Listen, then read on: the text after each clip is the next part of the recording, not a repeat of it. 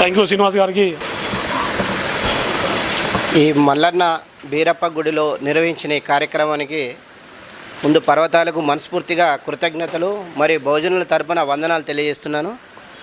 ఈరోజు దొడ్డి కొమరయ్య సినిమా తీయడం అంటేనే మన బీసీలలో మన ఈ కుర్మ జాతి చైతన్యం వచ్చినట్టు. ఎందుకంటే చాలా సంవత్సరాల క్రితము ఎవరు లేని ఉద్యమము మన బీసీల మీద రాజాకారులు చేసిన పెత్తనాన్ని దాన్ని తరిమికొట్టి ఆయనే మన తెలంగాణ తొలి అమరుడైన దొడ్డి కొమరయ్య సినిమా తీసినందుకు సేనాపతికి మన కురుమల తరపున అందరం ఆయనకు ధన్యవాదాలు తెలియాలి. ఒకటేందని మన జాతిని గౌరవించాడు. మన కురుమలలో ఒక బీర్ లైలే ఒక ఎమ్మెల్యే ఉన్నాడు. ఇంతకుముందు ఎంపీ గవర్నర్గా మన దత్తాత్రేయ గారు ఉన్నారు. ఇంకా చాలామంది చిన్న చిన్న జెడ్పీటీసీలు ఎంపీటీసీలు ఉండొచ్చు. ఇప్పుడు నేను చెప్పేది ఏంటంటే ఈ సినిమా మనం అందరూ ప్రతి జిల్లా నుండి 4-5 దీనిలో కమిటీలో కాకుండా ఒక జిల్లా నుండి 30-40 మందిని తీసుకొని సినిమాలు సాకల ఐలమ్మ సినిమా కూడా కొంతమంది నిర్మాతలు తీశారు. కానీ ఇక్కడున్న మన యోయు నాయకుడు చెప్పినట్టుగా మన సినిమా అక్కడ సెన్సార్ బోర్డు కాడ మన రిలీజ్ చేయరు. రిలీజ్ చేసినా మనకు టాకెస్లు ఇయ్యరు. ర్యాకులు మన డిస్ట్రిబ్యూటర్లు ముందుకు రారు.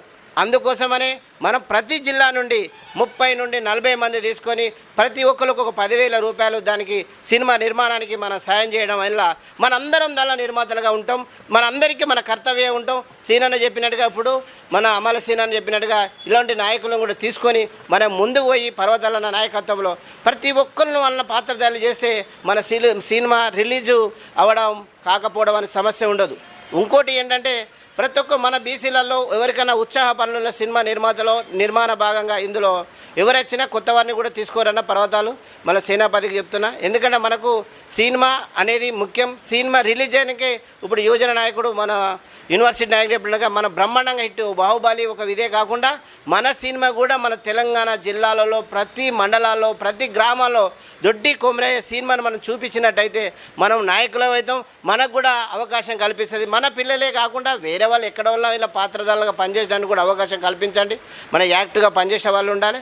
ప్రతి ఒక్కరు దీనిలో సినిమాలో నిర్మాతగా ఉండంటే చాలా మంచిది. నిర్మాత ఉండడం వల్ల ఏంటంటే మనకు నాయకుడిగా లక్షణాలు ఉంటాయి. ఒకవేళ మన సినిమా ఆటోగ్రఫీ మన ప్రభుత్వం కానీ మన రిలీజ్ కాకపోకుండా ఆపినప్పుడు మన ధర్నాలు రాస్తారోకలు చేస్తే అరే పలానా సినిమా కంపల్సరీ రిలీజ్ చేయాలి, పలానా సినిమాలో తన వెనుక ఇంత బలం ఉన్నారు, వాళ్ళందరూ రాజకీయ నాయకులు మనకు సపోర్ట్ చేస్తారు. దీన్ని తప్పకుండా మీరు ఆలోచించాలి.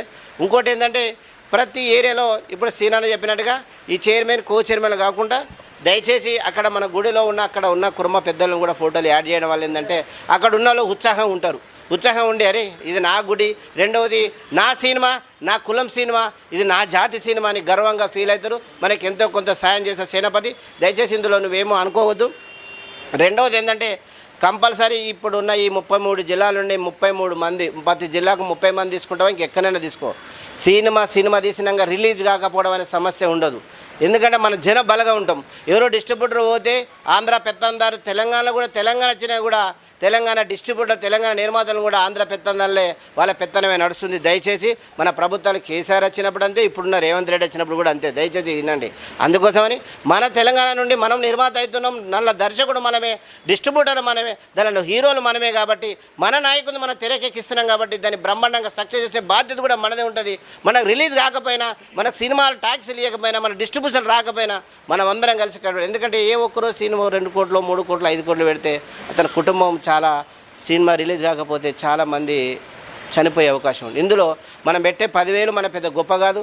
ఎందుకంటే మనకు కూడా బలం, నాది అనే గౌరవం వస్తుంది, మన నాది అనే బాధ్యత పెరుగుతుంది. కాబట్టి మనందరి ఈ సినిమాకు తోడ్పడి సేనాపతి కానీ పర్వతారులు కానీ మనందరినీ కూడా మనం ముందుకు తీసుకెళ్లాల్సిన బాధ్యత ఉన్నది. సినిమా సక్సెస్ అయితే మన జాతి సక్సెస్ అయినట్టు మనం అందరం ఇంకా రాజకీయంగా అభివృద్ధి బలకు ముందుకు పోతామని కోరుకుంటూ ఈ అవకాశం ఇచ్చిన పర్వతాలకు, సీనన్నకు, కొన్న ఘటన నాయనకు అందరికీ ధన్యవాదాలు తెలియజేస్తున్నాను.